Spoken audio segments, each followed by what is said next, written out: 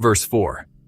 Jesus said, "An old man, in true surrender despite his years, will not hesitate to ask a newborn child about the truth of life. In doing so, he will find true life." Those who see themselves as first, as authorities over others, will ultimately become last, and in that humility, they will discover true unity. This teaching challenges the conventional understanding of knowledge and wisdom. The old man, who represents worldly experience and learned intellect, is drawn to seek wisdom from a newborn child, a symbol of purity, innocence, and untainted truth. Jesus is revealing that true life is not found in accumulated knowledge, status, or external validation, but in the ability to return to the simplicity and humility of a childlike state.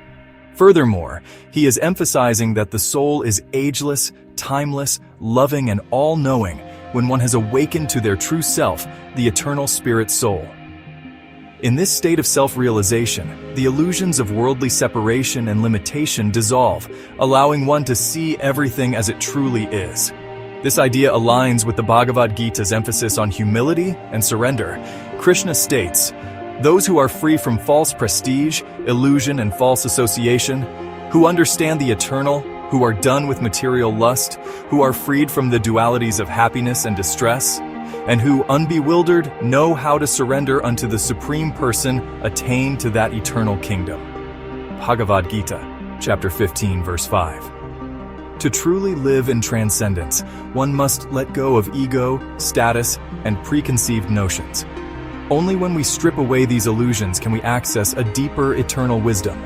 The wisdom that a newborn child, unburdened by the constructs of the world, naturally embodies. Many infants and young children display surreal experiences, seemingly recalling past lives or showing an innate connection to realities beyond what they have been taught. This is because their hearts remain untarnished by the material world and are not yet burdened by the false ego that develops as the material identity takes form. Jesus is pointing to this purity, urging us to rediscover that state where truth is naturally perceived without distortion. The first shall be last.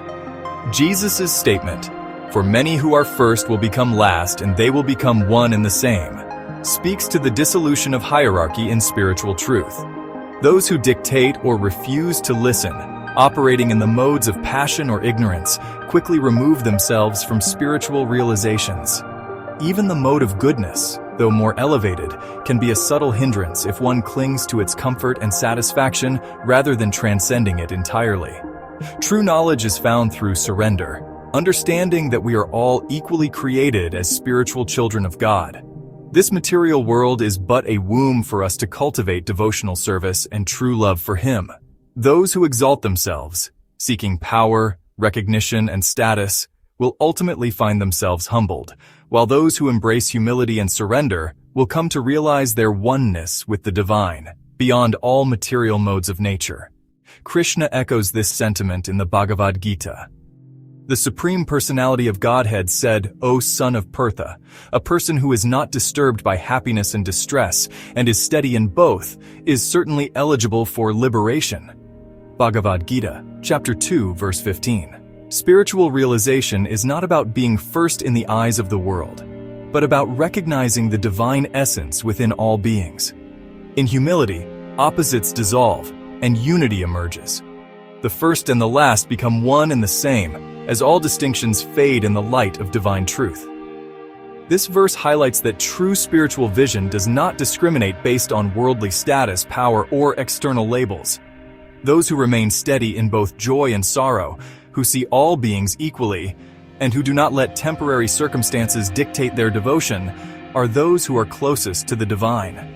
In this light, Jesus is calling for an abandonment of all illusions of superiority and inferiority, urging us to recognize that in spiritual truth, all souls are equal and deeply loved by God when they choose to approach and serve Him. Thus, Jesus is inviting us to embrace humility, surrender our pride, and return to the purity of childlike wonder, where true wisdom and ultimately true life is found. He reminds us that we are all children of God, and when we awaken to this realization, we are seen as His children in pure equality. This understanding transcends all worldly distinctions and external hierarchies, bringing us back to our divine essence. Today, when we meet those deeply immersed in spiritual life, especially those in the Bhakti yoga tradition, devoted souls living in God consciousness, we often notice a natural childlike quality about them.